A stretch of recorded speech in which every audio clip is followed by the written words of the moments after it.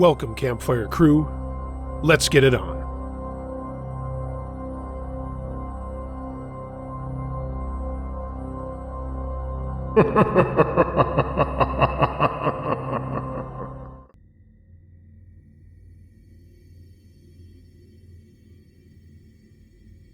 A Skinwalker or My Curse by Bropiated. I lived in Ronan, Montana for a short while, on a Salish Indian reservation. It was and still is the most beautiful part of the Rockies I've ever seen. I currently live and grew up in Colorado. When I first moved there, I went there to go to the Job Corps to be a diesel mechanic. It was a vocational school. When I got there, it got weird during orientation, because two of the main concerns the people expressed were, number one, don't go on the reservation at sunset or afterwards for your own safety, and two, when on the reservation, do not disrespect the land, litter, or leave anything unnatural out there. This kid named Sean was also from Colorado, and he was on the same flight I was. We became really good friends. We began to notice the natives didn't go out in the dark, and they would always stick to wherever the light was. My first full night there, I was a newbie and had to wake up at 4:30 in the morning to prepare breakfast. My first night, I was dead asleep but felt someone shaking me, saying, "Wake up, bud. It's time to wake up." I lazily crawled out of my bunk and noticed Sean was still asleep. I put on my flip-flops and peeled down the very long dorm hallway, thinking, oh, there's someone at the end. Wyatt, our door leader, was meant to wake me up. But I noticed the silhouette didn't move at all. The dorm was oddly dark. I started walking down the hall, and I felt like I was walking in mud. I got to the center room, Wyatt's room. He was dead asleep. His alarm clock read 3:08 a.m. It's still probably 75 feet from me. Then I started to walk back with my eyes glued on it. I got back to my doorway, and I swear to God, I heard sprinting, and I saw something sprinting towards me the second I passed the threshold for my door. The moment I froze, the stomping sound stopped. Suddenly, I flew back across the hall out of nowhere, maybe 10 feet. I couldn't even scream. I got up and tried to wake up Sean, but it wasn't happening, so I just clambered back into my bed, shaking. Later, I woke up to Wyatt actually waking me. I was confused. Was it a dream? Come to find out, nobody left their beds after 12. After 4 months, I noticed that it was haunted as fuck. The reservation and lake trail that started on the other side of the creek. It separated the campus from it. I was sleeping with this Salish native who grew up down the road. We liked to go out there and sit by the lake and watch the otters. But she'd never stay out long enough for the sun to touch the mountains. She would just freak out and we would have to go. One day, Sean was out there with us, and we were just smoking cigarettes and skipping rocks. It was a truly beautiful place. My girl looked to our left and saw a deer unusually close to us, kind of like it hadn't noticed us. She started chanting in Salish tongue and started to panic. Then out of nowhere, she started crying, bawling. She started screaming, "Run!" She bolted off. Me and Sean stood up, confused.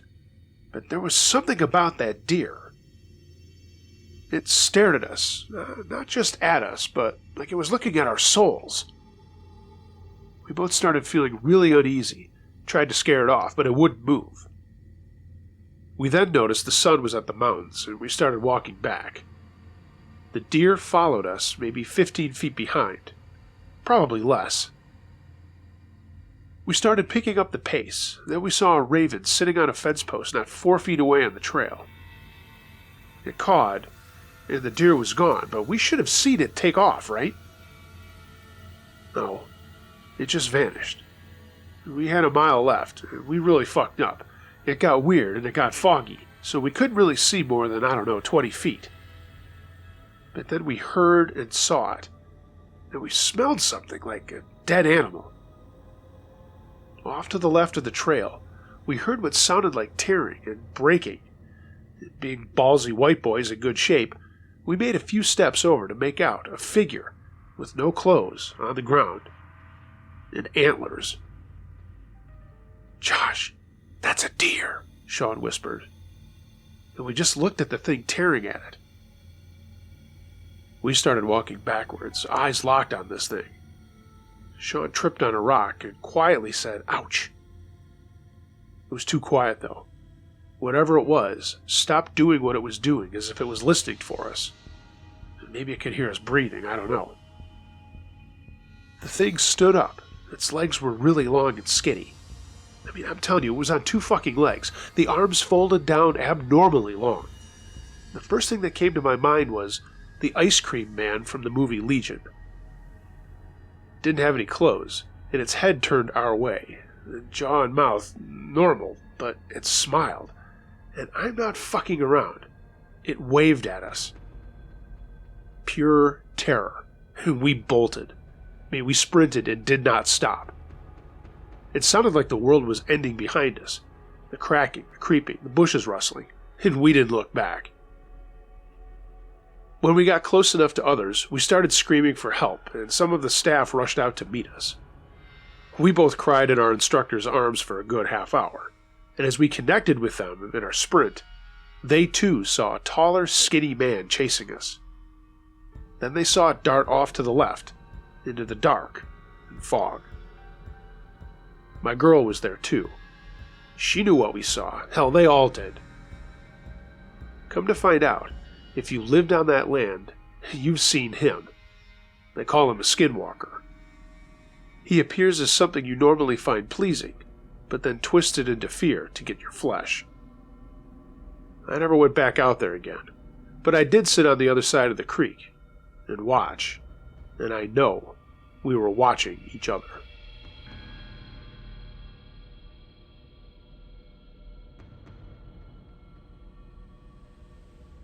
An abandoned jockey truck at CB7, submitted by Painkiller. Before I became an over-the-road truck driver, I worked at the state docks on third shift. In case you don't know, I've worked the third shift by myself for about the first 6 months on the job because nobody obviously wanted to work at night. I can't honestly say that I really blame them. On this particular occasion, I had finally gotten someone to work with me. He had started the week before this happened, and with that out of the way, here's my story.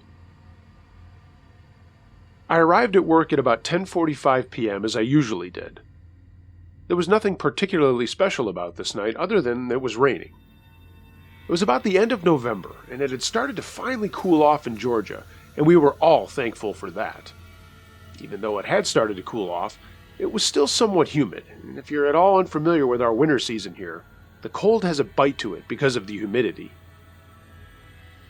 This was a Friday night, and before I left my Thursday night shift on Friday morning at 8 a.m., I was told that for Saturday morning dispatch, we had 49 trucks ordered to work. However, when me and my coworker Ryan came in that Friday night, we learned that the 2 ships had canceled the dispatch. We were both like, cool, we can just service what comes in later and then just take our time. There were only 28 trucks that needed to be serviced, but being the third shift lead tech, I had a few other things to do with servicing the trucks. No big deal. As per usual, all the trucks came in just after midnight, so we parked them.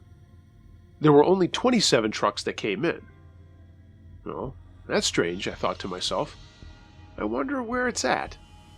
So I went into the dispatch office and got all the truck and trailer numbers that I had dispatched that morning, and I was most definitely missing a truck and a trailer.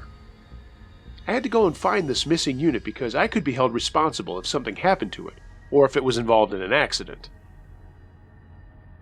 I walked over to Ryan and told him to go ahead and start servicing the truck and to make sure he wrote down the hours correctly from the meter inside the trucks.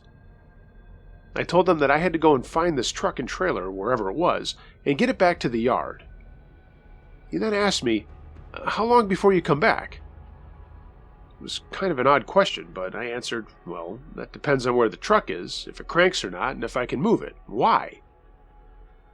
He told me he wasn't feeling well. I looked at him and asked him, then why did you come to work? He mumbled something, and I just told him to go ahead and go on home. Ryan left just before I left the yard, and I had no expectations of seeing him until Saturday night. So I got into a jockey truck that we had welded a boom arm onto that we can pick up a jockey truck and trailer it and pull it back to the yard if it was unable to start or release the brakes or was in some type of catastrophic accident that required my full attention to move it and clean up the area where it happened. Just as I had left the gate of our yard, I got a call from the port police. They asked me if I was missing a truck and trailer, and of course I told them, yes I am. The officer then told me where I could find it, and then he told me that there was also yet another truck in the same general area. I thought, great, now I'm totally fucked. The hits just keep on coming with this damn job. Not only did I now have to service 28 trucks, I also had a truck that I couldn't find at first look. I also had to get the hours on every single truck at this port, and I also had to drive about 20 minutes to the next port and get the hours on the trucks from that location. I didn't like to put off something till tomorrow that I can do today, so I chose to get them all done in one night. This was obviously not going to happen tonight. Anyway, I'm in the tow truck and driving out to the dock to check on this abandoned truck and trailer. The port has a speed limit of 25 miles an hour, but since there's not supposed to be anyone else but me and the port police on the port, I drove that tow truck with my foot buried in the floor. This particular jockey truck tow truck was able to do about 47 miles an hour when she was wide open. That doesn't sound like a lot, I know, but it's pretty damn brutal when the jockey truck has 63,000-pound leaf springs in the front and no suspension in the rear, so you could end up pissing blood for a week because it would bruise your kidneys. That particular place this abandoned truck and trailer was about 5 miles from our service yard, and as soon as I cleared the container stacks, I could see way off to my left flashing blue and red lights. I turned and headed in that direction. When I finally arrived at the truck about 2 minutes later, the cop asked me what I knew about the truck. I told him, well, all I know is I dispatched it this morning. Didn't come back with the other truck that were working this vessel. I also told him that I had no idea where it was before they called me about it. It was peculiar because the vessel was at CB2, or Container Berth 2, and this truck was obviously a few football fields away from the ship. After that brief exchange with the officer, I got to work checking the truck to determine what was wrong with it and why it was left abandoned on the dock. I tried to work as quickly as possible because, like I stated before, it was raining. I checked all of the fluid levels and saw nothing on the ground. I knew that the truck was safe to try and start, and it started right up. It had obviously been sitting for a few hours by the time I got to it, so I had to wait for the air pressure to build up before I attempted to move it. While I was waiting for that, I began to scan the area for the other truck that I was told was in the same general area.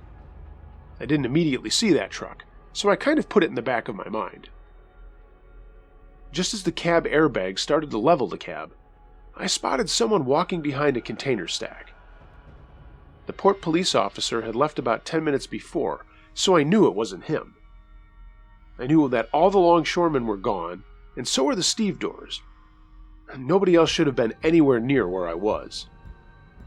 Port police did some rounds at night every couple hours or so, but this truck was reported to the third shift officers by the second shift in a report. I shut off the abandoned truck and jumped back into the tow truck and headed to the container stack where I had seen the person disappear.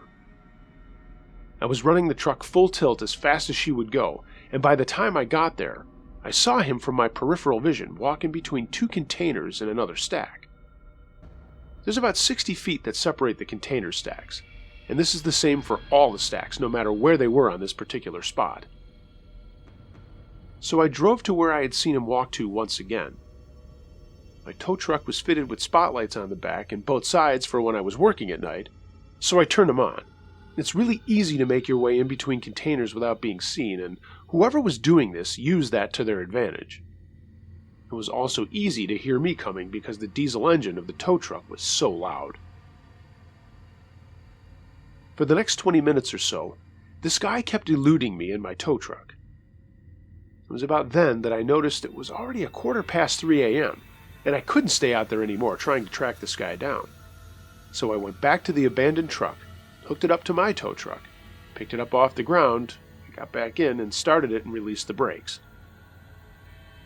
I still remember that I had another abandoned truck in the same area and drove down to the end of CB7 to see if I could find it. I drove along the chain link fence that separated CB7 for the then under construction CB8. In doing so, I looked to my left and was looking down the container stacks to see if I could find the other missing truck. I didn't know anything about it other than the cop that reported it to me, that it was quote-unquote in the same general area. Definitely not a lot of help. As I was driving and looking with my spotlights, I saw the truck. It was totally not in the general area. The container stacks are really dark at night, so I approached it very carefully. That is very hard to do when I have two diesel engines running at the same time. It's even harder to stay quiet when I have the spitter valves blowing off excess air from the air tanks as well. Just as I got to within about 100 yards of the missing truck, I noticed that the lights were on because I could see the red lights on top of the headache rack. I didn't know if the truck was running or had run out of fuel, but I was about to find out. I guess I was about 40 yards away when the truck started to move. "What the fuck?" I said out loud to myself. "This is not good." I called the port police immediately and told them that I found the truck and there is an unauthorized person driving it. They dispatched 2 cars and I told them I was following the truck and where I was. This person, whoever he was, had gotten a considerable distance ahead of me since I was way down pulling another truck and trailer behind me. I was going as fast as I could given the circumstances, and just as I was coming to about the last mile to my service yard, here come the 2 police cruisers in my mirror, probably doing about 60. I reached the last curve before the yard and saw the person in the now stolen truck drive up to the service area and power slide the truck by pulling out the parking brakes, jumping out of the truck, and bolting away towards the fence. Then, before I made it to the gate, the 2 cruisers screamed past me and stopped at the truck, got out and drew their weapons. The person had run towards a gate that was locked after 4 p.m. The fence was 8 feet tall and had barbed wire and razor wire all around the top. And I had finally made it into the service area and shut down the tow truck. Then, 3 more cruisers came blasting into the yard, and one of the officers told me to stay in the truck in the well-lit area of the service bay. I did as I was told. After what felt like eternity, I heard the officers yelling at someone to "Get out on the fucking ground!" And a couple of minutes later, they were dragging a man out of the shadows that was covered in dirt and bleeding. They asked me if this was the guy I saw driving the truck, and I told them I never got a look at his face, but if that is the guy you caught, then I'm pretty sure he's the guy. All I could tell was that he was bald and was wearing a pair of coveralls. They escorted him to one of the cruisers and put him in the back seat. Then one of the officers said, "We found this knife on him. Did you see he had it?" I told them that I was unsure if he did, in fact, have any weapon on him because I didn't see it. I'm not really sure what he had in mind carrying that thing around. It was definitely not a pocket knife. It looked more like a hunting knife with a fixed blade to me. The port police asked me if I wanted to press charges, and of course I said yes. I told them to charge him with whatever they could. I'm not sure what that was all about, but apparently it didn't stick because he got out and returned to his job with the Longshoremen's Hall about a month later, and he had the nerve to show up at my window to be assigned to truck and trailer. I refused to dispatch him and had the port police remove him from the property. The longshoreman's pit license was revoked, and then he lost his port credentials. This forced him out of a job. He never returned to my dispatch window the remainder of the time that I worked there. When I came into work that next Saturday night, I told Ryan what had happened the night before. He was always kind of a nervous guy, and I'm glad he wasn't on the yard when this happened. He would have probably gotten hurt pretty bad. He wasn't one of those people who kept calm under pressure or in a situation like that. If he had been there, I'm going to bet that that would have been his last night, but they made me lead tech for a reason. Along with the port police report I had to submit to the office, I had to submit my own report as well. And no, this is absolutely not the last creepy story from my time working third shift at the port. I've got more to come.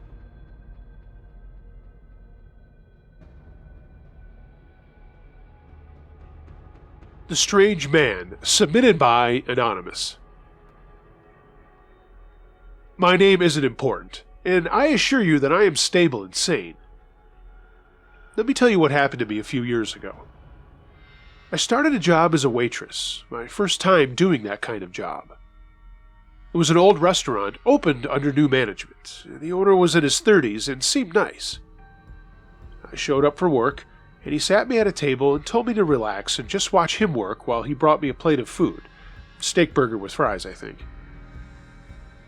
There was no uniform, so I probably looked like a customer. The place wasn't busy, and the layout was an L-shaped dining room. The door was to my right, and there was a wall that ran halfway down the room, creating the long side of the L, and a bar against the far wall. There wasn't a bartender, as it was a Wednesday night, and I watched the owner greet customers while I watched him as he sat them on the other side of the wall and just ate my food. About 9 o'clock, I walked over to him as he sat reading some papers. I placed my hand on his shoulder, and he jumped and spun around with a look of terror on his face. I felt so bad, and wondered if he was one of those people that were afraid of being touched. I apologized profusely for startling him, and asked if there was anything I could do. I felt so bad about doing basically nothing all night long. The owner looked at his watch, told me to just stand there, and man the front door. Then he walked past the bar and into an unmarked door that he had mentioned during the tour was just a storeroom. After a few minutes of waiting, a thin, gray-haired, nondescript man entered the restaurant. I smiled. He was my first customer. "Follow me," I said, as I walked to the other side of the dining room that only had 4 tables with diners. I turned to the left about 5 feet to offer him a seat at a small table or a lunch counter of sorts that was empty. He was still walking straight, making for the back corner of the dining room, and I thought, I didn't ask if he was meeting anyone. As I took a few steps towards him, he disappeared. I kid you not, he disappeared. There weren't any potted plants to step behind or anything else to shield him from view. He literally disappeared. I made a beeline for the storeroom, trying not to run. I just rushed in and shut the door behind me. The owner was standing in the storeroom, nothing in his hands, just looking at me. I wasn't certain how to start, but I blurted out, "A man just disappeared as I was showing him to his table." He stared at me and said nothing at first. Then he cleared his throat. Did he say anything? I stopped and thought for a moment and said, "No." He just said, "Okay," and calmly walked out the door and back to where he was sitting at the bar before. I grabbed my purse and left.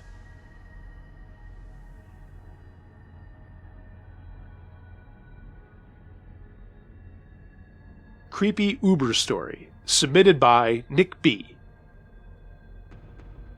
Here's my story. I'm a 28-year-old male, and this happened a year ago, prior to me typing this story out. I first started driving for Uber back in November 2017 after being without a job for several months, and the job market where I used to live was terrible. I figured beggars couldn't be choosers. Starting out, I thought Uber was cool, making your own hours and money driving around. It does take a toll on you, though, when you drive full-time and hell on your car. As a side note, Uber is a waste of time and not worth the money. I was hanging out at my buddy's cell phone store, shooting the shit with him and waiting for a call to come in. I received a ping going to the local hospital, so I hopped in my car and started making my way there. About a minute into my drive, the customer called and told me that he is at the emergency room. I acknowledged and continued on my way. I pulled up to the ER, and a security guard came up to me and said, "Uber?" I said, "Yes." She motioned for my customer to come over, and he was a short, chubby, bald man, probably in his mid-30s. I'm not really good at telling age these days. The man hopped in my car, and he seemed normal. He was telling me how he was at the ER for anxiety, and the people in there were thinking he was on drugs. I was like, okay, I get that. I've been in the hospital for anxiety myself. As we were making our way out of the parking lot, the man said, "Hey, are you on the phone with the cops?" I said, "No, sir." And a moment later, he was like, "Sir, can we go to the McDonald's in Sylvester?" First off, I'll go ahead and say that I used to live in the shithole town of Albany, Georgia, for any of you guys that might know of that town. Anyway, Sylvester is a town 30 minutes away from Albany. I said, "Sir, there's a McDonald's right down the road." And he said, "No, I want to go to the one in Sylvester because I am out of their jurisdiction." At this point, I'm like, no wonder these people at the hospital thought he was on drugs. The dude's on drugs, or he's just fucking nuts. Now I'm thinking, fuck. Luckily, his destination was the Hilton in downtown Albany, about 3 or 4 minutes from where I picked him up. I started to tell him, "Hey, let me take you to your hotel first, and then I'll take you to McDonald's." Once again he asked, "Are you on the phone with the cops?" I replied, "No." Alright, this guy is delusional, so I'm thinking he probably has no idea what's going on. I start to pull up to the hotel, and I'm like, "Okay, here we are, sir." And he says, "You can pull up to the canopy." I pull up, and he hops out very quickly, and I nope the fuck out of there. I'm like, hotel staff, he's your problem now. Which I do feel kind of bad for them, as I used to work front desk too. I now work for a utility company far the fuck away from shitty Albany, Georgia. The perfect job for an introvert like me in a cubicle. I just look at plates all day. Crazy bald guy? Let's not meet again.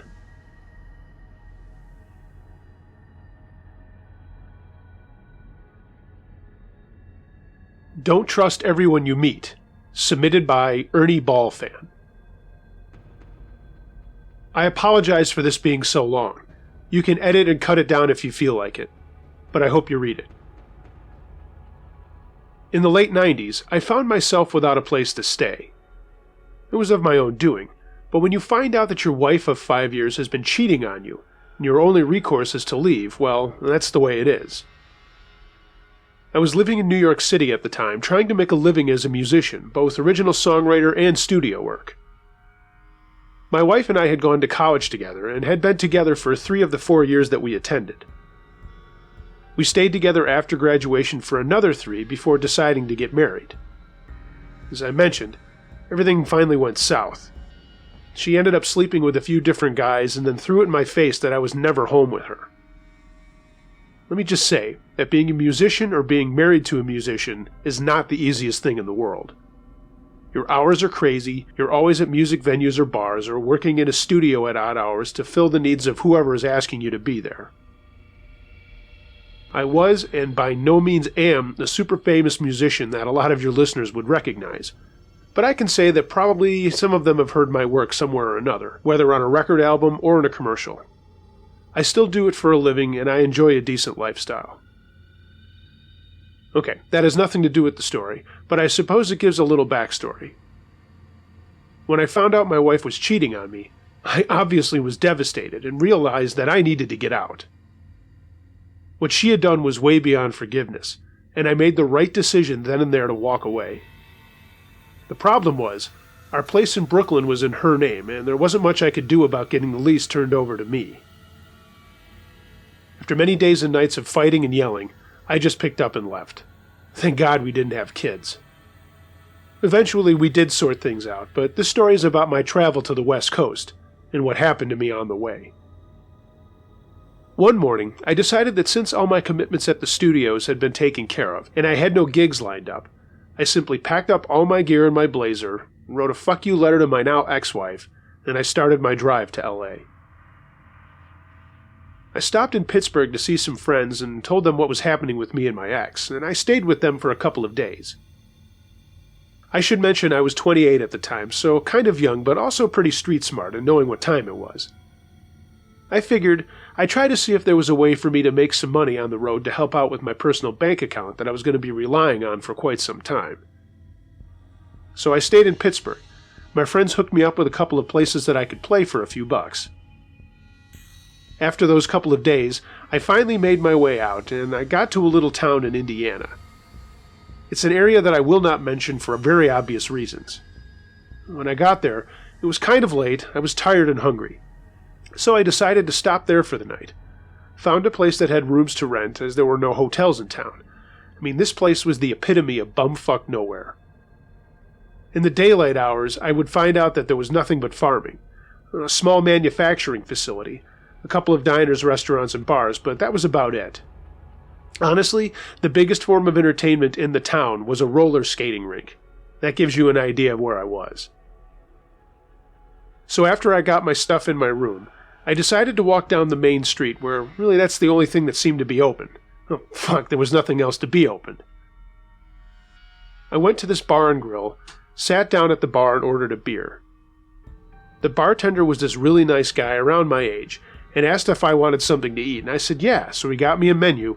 I just started doing the whole, hey, where are you from? What are you doing here kind of a conversation. That always seems to happen in the little towns when a stranger rides in. I gave him the fast version of my country western song, as I called it, and he laughed and said, yeah, that kind of sucks. I kind of know how you feel. My brother went through something similar right here in town, and he doesn't live here anymore. He moved down south to get away from his wife. When he asked if I was going to stay the night, I said, I'd really like to see if I could pick up a temp job for a couple of days and maybe make some more cash. I asked him, you know anybody around here that would hire somebody as an extra hand for a day or so? He said some of the farmers were always looking for guys and that he could ask around with some of them who he knew would be coming in later that night. We got to talking music, and I told him that that's what I did for a living, and he just said, no shit. And he said, once in a while we do live music here, but it's so far from a lot of other places, it's hard to get guys to come out in the middle of nowhere where we are. He asked what I played, and I told him, and he said, seriously? And I said, yeah, and he said, you up for an audition? I think I might be able to solve your problem. So basically, I ran back to my truck, grabbed one of my acoustics from its locked case, and walked back to the place. There wasn't a lot of people there yet. It was a Thursday night. But I'll never forget, I played him a Hank Williams Jr. tune, a Tom Petty tune, and then a slower Garth Brooks tune, the one that's called Somewhere Other Than the Night.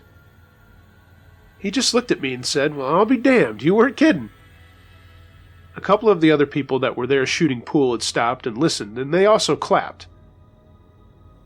The bartender, who I'll call Russ for this story, said, I tell you what, tomorrow night you can play here.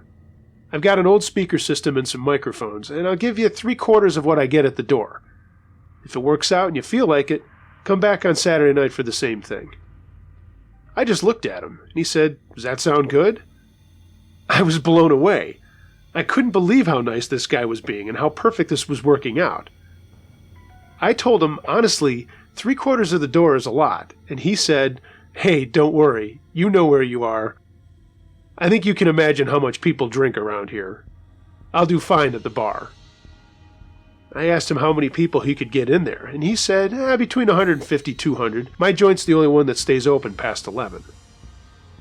I did some mental math and figured if he was charging like $3 at the door, I could clear like $600. For 2 nights' work back in a place like that and I'd never been, I thought that was pretty good. It got to be around 11, and I was even more tired, but figured I'd have one more beer, and some of the other locals had been filtering in and saw my guitar next to me and asked if I was playing. Russ just looked at him and said, not tonight, but tomorrow you gotta come back and hear this guy. They said, is he any good? Russ just nodded and said, yeah, I think he's real good. They just gave me another look like I was from another planet, and said, all right, and wandered back to the pool tables. Russ and I worked out a deal that I would go on at 9:30, play for an hour or so, take a short break, and then play another set as long as I wanted to. We shook hands, and I said I couldn't thank him enough for this hospitality, and he just said, no, you know what? It's nice to have someone from not around here, and the fact that you can play some music for all of us country boys is really great. I was on cloud 9. I walked back to my room, went through a few of my old songbooks I had brought with me to try to remember some of the tunes that I had played, because I wanted to do more country stuff and not as many originals, obviously. I finally went to sleep and slept great. The next morning, I got showered, went back downtown and found a greasy spoon for some breakfast, and saw that Russ had put up a sign in the window of his place that said live music tonight. I smiled and thought that was really cool. After breakfast, I went and got a haircut, and it seemed like everybody knew that I didn't belong there and was wondering who I was by the way they were looking at me. Things were going cool at this point, but they were to take a creepy turn pretty quick. That night I went to the bar, and Russ had set up some small PA speakers and had 2 microphones. I adjusted one for my guitar, one for my Vox, and I ran them through this really old amplifier that I was sure was not going to work. But when I started strumming and singing and playing around with the mix, it didn't sound too bad. He gave me a thumbs up from the bar, and I was ready to go right at 9:30. It was a good time. I was nervous at first because of a different crowd, but as more and more people came in, the more I relaxed and just got into a groove.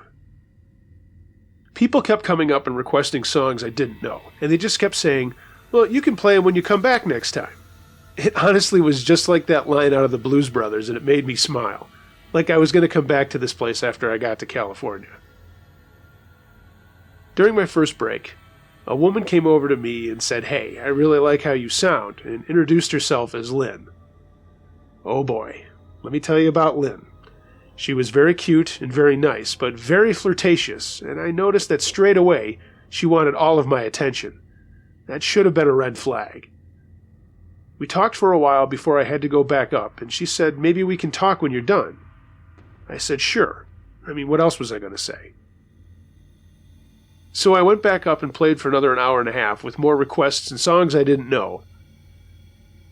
I wrapped up and the place was closing at 1, so Russ and I squared up money, and he was 100% straight with me. He gave me $350. I've played a lot of gigs before and after this, and for a middle of a nowhere joint to hand over that kind of money in the 90s was unheard of. There were gigs that I had played locally and weekly in New York that I didn't get that much money for one night's work, but I wasn't complaining. So I think you can see where this story might be going now when I say that Lynn came back over to talk to me some more, and we had a couple of beers as things were winding down and people were leaving. Russ said, "Hey, offer's open, man. You want to come back tomorrow?" I said, "Sure." Lynn asked me if I would walk her home as she usually had someone do that, and why wouldn't it be me? I did, and of course my hormones took over when I realized what she was looking for all along. I spent the night with her and got up in the morning to leave, and she asked if I wanted to get together again later that night. I said, "Sure, I gotta play first, but that'd be cool if you came back." In the back of my mind, I was thinking I might just get my money and get on the road, even though it would be late. I tried to remember some of the songs people asked me to play when I went back to my room, but before I could do that, I walked past my truck to get another guitar out. I couldn't help but notice that there were not one, but 2 dead skunks on the hood and windshield of my truck. It smelled fucking awful. Town was so small, it didn't have a car wash or anything like that. But as I drove around looking, I went past a farm where I saw a guy using a power washer on some equipment. I pulled up, I asked him if I could use his for $20, and he was really cool. Said, "Sure, and I can help you." He had some heavy-duty cleaner that he had dumped on my truck, and I sponged it around trying to get the smell gone, and I cleaned up everything else too. I mean, it worked pretty good, but that smell is so hard to get out. He asked, "How the hell did that happen?" I said, "I don't know. I came out to my truck this morning and saw that they were there." He shook his head and said, "Man, that's a damn shame." We shook hands, exchanged names, I gave him the $20, and I thanked him over and over again, and he said, "No, that's all right." And then I went back to my room. Later, I went out to get another bite to eat, and when I went back to my room, once again I noticed something wrong with my truck. 2 of the tires were deflated, and there were some words in the dust that had already been kicked up onto the tailgate. It just said, "Get out while you can." Like a moron, I limped the truck up the street to the only gas station in town, and they helped me fill my truck tires with air. After that, I drove to the small parking lot next to the bar and left it there after getting my guitars out and taking them to my room. I figured if I left it there, more people would see it, and whoever was fucking with it wouldn't be so bold to do it in a populated area. And then again, when I say populated, I mean somebody walking by every 15 minutes or so. That night again was great. I made another $300, shook hands with Russ and a bunch of people from the town who were really nice to me and said, "You know, I may be back someday." A bunch of people asked where I was headed, and I told them my story, and they wished me good luck. Lynn was there, of course, and I went home with her again, of course, being the idiot that I was. We had sex again, and sometime a couple of hours later, I heard a noise in her bedroom, which was a house in a little shady street off the main drag. I thought it was just her getting up. Nope. To be honest, I never even got or saw these guys' faces. I was dragged off the bed, slammed down onto the floor, and immediately got pummeled. I mean, this was an ass-kicking of a lifetime. I was kicked in the head, in the back, God, even in my ass, everywhere. While I kept yelling, "Stop! Stop! What the hell?" I was dragged out of the bedroom, cracked my head on the doorframe, and was dragged into the living room, where there was a lamp on in the corner. The two guys stood over me and said, "We told you to get out, or else. Now you better fucking do it, boy." One guy plunged a knife right into the floor next to the side of my head. I nearly shit myself. Throughout all of this, I looked over and noticed that Lynn was calmly sitting on a couch not 5 feet from me, watching. The two guys turned around quickly and left me there bleeding, and I rolled over onto my side away from the knife. I looked up at her and said, "What the fuck was that?" She just lit up a cigarette, looked at me and said, "Oh, that's my ex-boyfriend. He gets a little jealous." I looked back at her and said, "You're not going to fucking help me? And you're fine with them kicking the shit out of me?" I'm not making this up. She just shrugged and said, "Well, not much I can do. Every time I go to the police, they just let him go." And again, I'm not lying. And to this day, I swear to God, I heard her mutter under her breath, but loud enough for me to hear, "At least he didn't kick my ass tonight." I went to the bathroom and saw my face was swelling up, but didn't have any teeth missing. Outside of the cut on my head from banking it off the door, I knew I would heal up, and I only suffered a bunch of bruises. I knew I was going to be sore the next day. Guys were pretty smart. Didn't leave any serious marks. But then again, who the fuck was I going to go to and report this? I just grabbed my stuff, walked out the door without even saying anything to Lynn, as she just sat there smoking. Went back to my room, took another shower, left the money I owed for the next day, and then went out to my truck at the bar.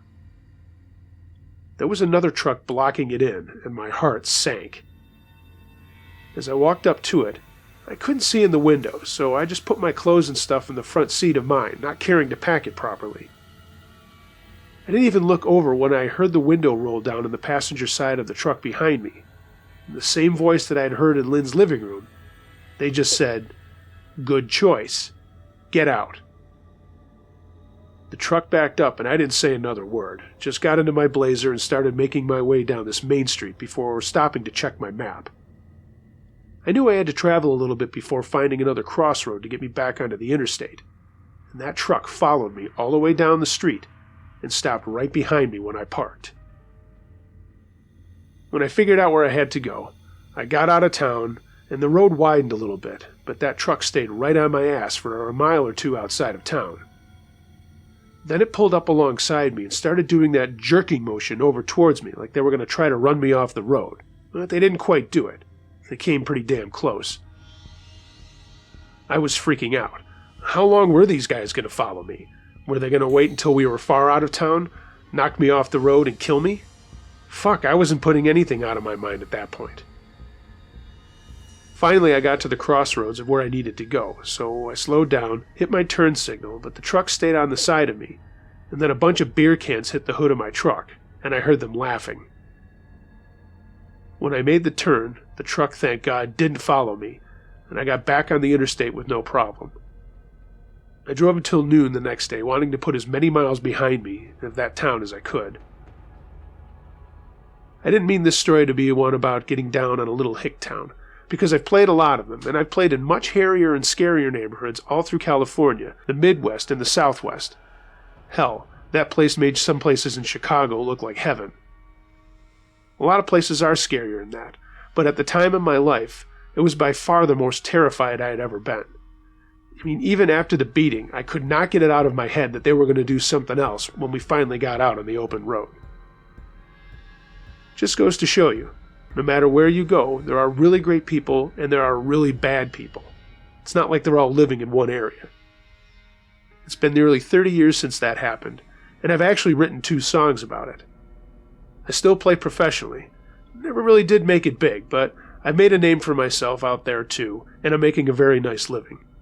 Once in a while, I'll even play one of those songs that I wrote. But when I do look back, I still have so many thoughts bouncing around in my head. I mean, what if I had put up more of a fight?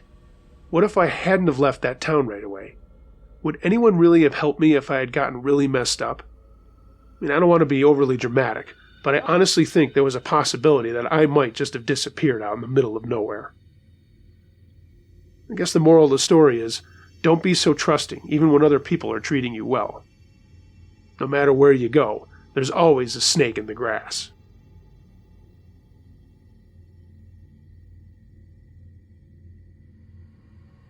Scary Camping Trip, submitted by Shay. Last May, I went on a camping trip with one of my friends who I've known since 7th grade for 2 reasons. One being that her and her family always go to this camping trip every summer, and the other reason being that we were graduating high school.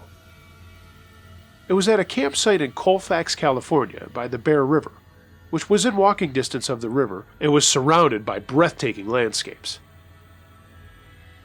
To get to our site, we had to drive up a somewhat windy road that took us right to a small parking lot, which directly faced our site and was connected by a little bridge with a creek running underneath. When me and my friend Sam arrived, her mom and her friends had already set up their tents and were chilling at a table playing a card game while eating snacks and playing some country music. We got to our spot and saw a man and a woman a few sites away from us, but we could tell they weren't supposed to be there. You see, in order to stay at these campsites, you have to pay to stay at each site, and I don't mean to sound like I'm making false assumptions about people, but it was obvious that they weren't supposed to be there, as they looked like they hadn't showered in a while, and were going to sleep in a hammock between 2 trees in spite of how cold it got at night. Plus, the man had a small but what looked like a very sharp machete that he was using to cut down some of the bushes and little trees over by where they were. Me and Sam actually didn't think much of it at first, but her mom and her mom's friend came over to us and talked about how, it didn't seem like they belonged there. We didn't want to interfere with them. In other words, go over there and tell them to get the hell out. So, later on, the 4 of us drove down to a beach area to just chill at the river. As we were driving, we saw the park ranger driving our way, so Sam's mom stopped the ranger and told him about the people by our site, and how they could be in a site that other people had already paid for. Plus, the guy had a freaking machete cutting down trees and stuff as if he was an Indiana Jones. The ranger thanked her for letting him know and that he would go take care of it. Relieved of the worry that random people with a machete were no longer going to be there, we went to the beach, sat in our chairs in the water, and just sat back, talked, and watched the absolutely gorgeous view of all the forestry around us, as well as the cold blue water steadily rushing by. Everything was peaceful, until the next day, Saturday. Sam and I were sitting at our table playing Yahtzee and listening to our beloved underground rap music, and this huge RV pulled up in the parking lot. This Australian couple came out and talked to Sam's mom and her friends. It seemed to be a very nice couple who were taking a trip across the U.S. But of course, being the spooky person I am, thought, what if they were actually campsite murderers that befriend people around them and then slaughter them in their sleep? I told my friend that, and she said she was thinking the same thing. We both laughed and joked about it for a little bit, knowing that the seemingly crazy conspiracy might just have been true. After the couple went back to their RV, my suspicions of them still stuck in my mind, but faded as nighttime came upon us. Another couple set up camp where the other 2 had put their hammock the day before. Sam and I set up our own campfire. We ate dinner, roasted marshmallows, and talked about high school. It was finally coming to an end, and we were talking about the future. All of a sudden, Sam looks as she was facing the small bridge and said, "What the hell?" So I turn around and see the same man from the day before that was there with his girlfriend, walking over the bridge, passing by us to the new couple, who were also at the time eating their dinner by their bonfire. Strangely enough, the guy walked up to the couple, sat by the fire, and they gave him a plate of food. They conversed for about half an hour while the man ate. Sam and I were confused as to where that guy's girlfriend was. She was nowhere in sight, and why he had gone straight to that couple. Sam's mom walked up to us and was also confused as to why he was there again, and wondered how that he and the couple knew each other. The whole vibe was really weird, to say the least, so Sam's mom offered to move our tent to where her mom and her friends' tents were. We insisted everything was okay. Her mom walked back over to their table, and the guy walked back to his notably red truck, still with no girlfriend in sight, and he just drove down the road. This is where things really get weird. I watched him go down the road. However, I saw that the taillights blinked, indicating that he had stopped in the middle of the road. Might I add, the road was pitch black and added to the creepiness, so I just said, "Did you see that?" And Sam said, "No, what happened?" I told her that he had stopped in the middle of the road, and she was also like, "What the fuck?" I never saw him drive away, but apparently he did, because about 10 minutes later, he slowly drove back up to the parking lot, stopped his car towards our direction, then turned around and then drove down the road. Sam and I looked at each other again like, "What the fuck?" And she said, "Did you guys see that?" And she was talking to her mom and friends, and they said they did see it. A few minutes later, he did the same thing. Slowly drove up, briefly stopped his truck, and then drove back down the road.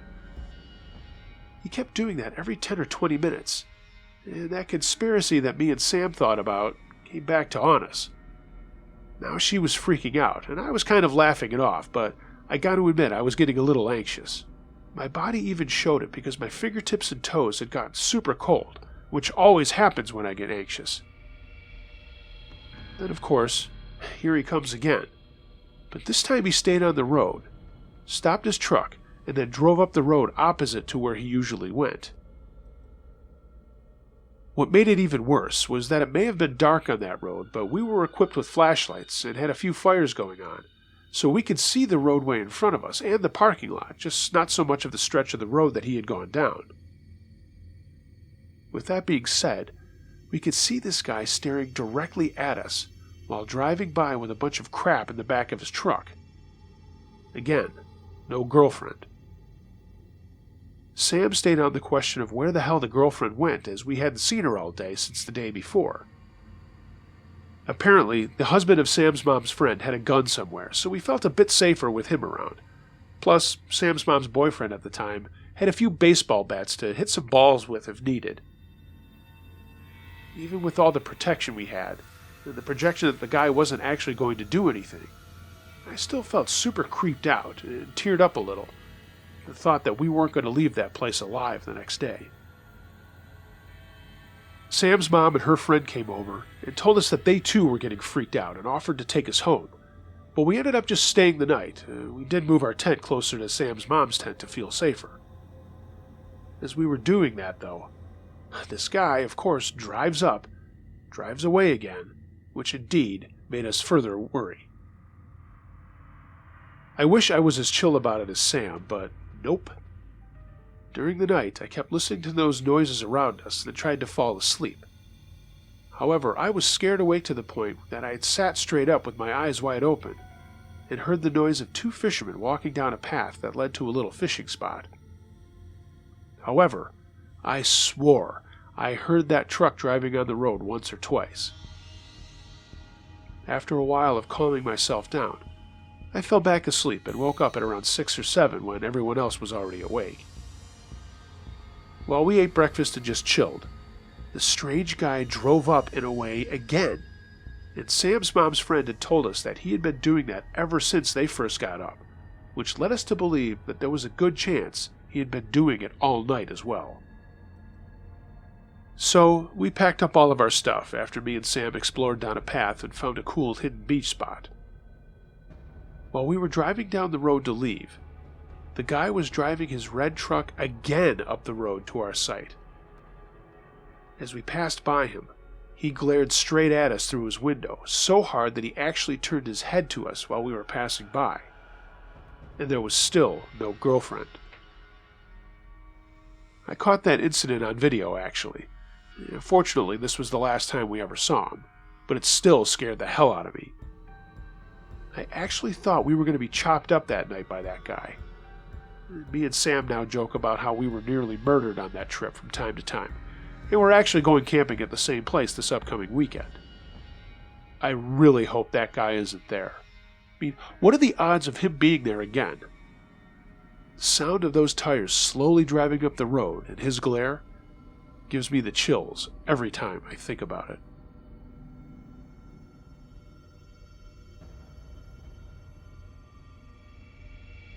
Rocky Top by Utnox18.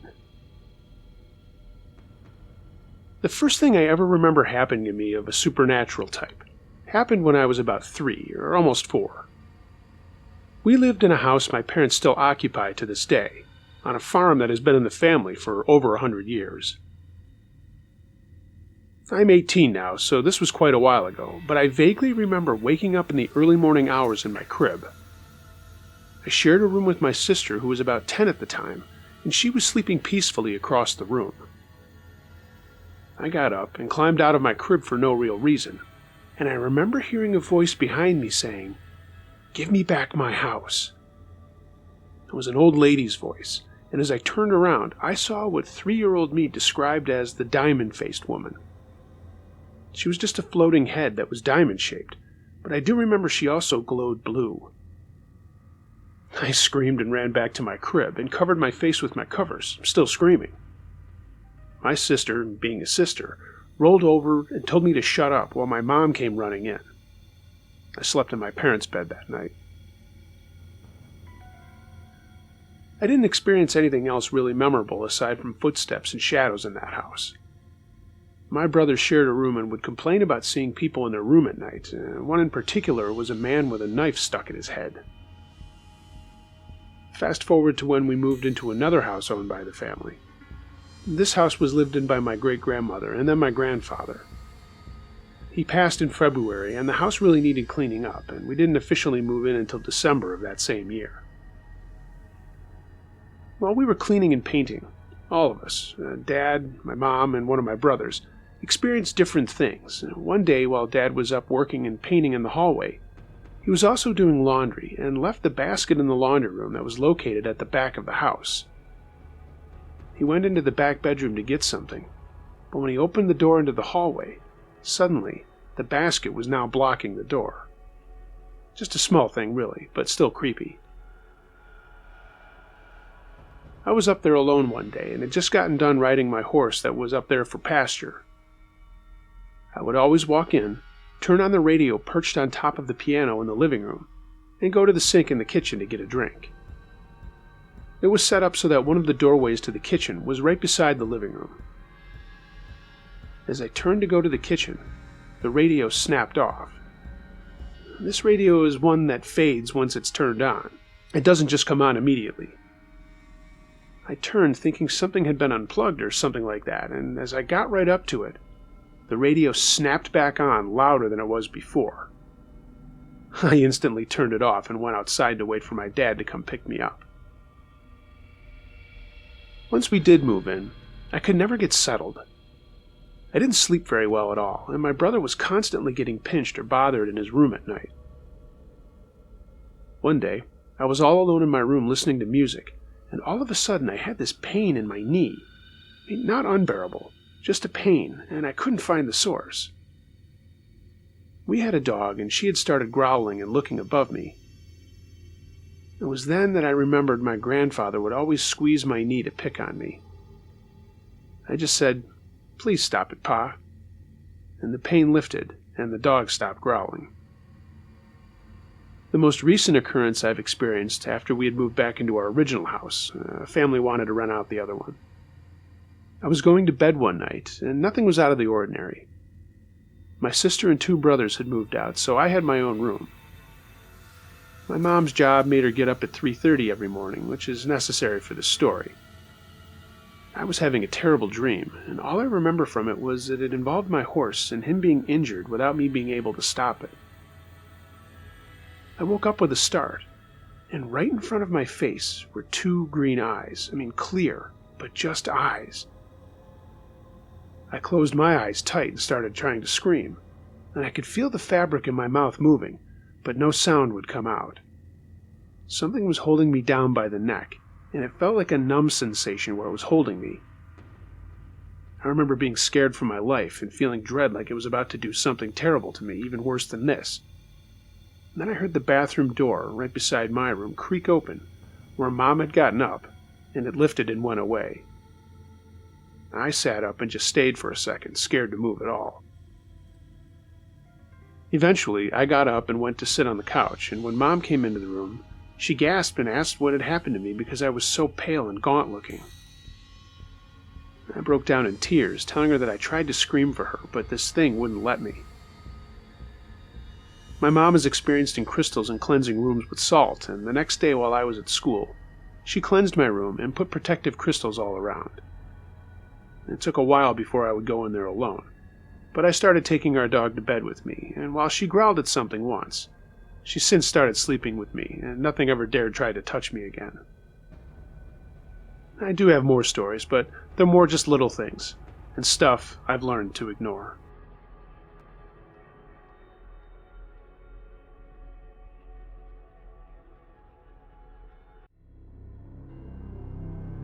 Hey gang, thanks for listening to this volume of Uncle Josh's True Scary Stories. I hope you enjoyed it. Do me a favor. Go over to truescarystories.net, my website for all things Uncle Josh.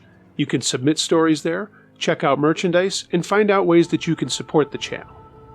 If you haven't already, please like, share, and subscribe, and leave a comment in the comments below. I get to everybody. And please, send me your true scary stories.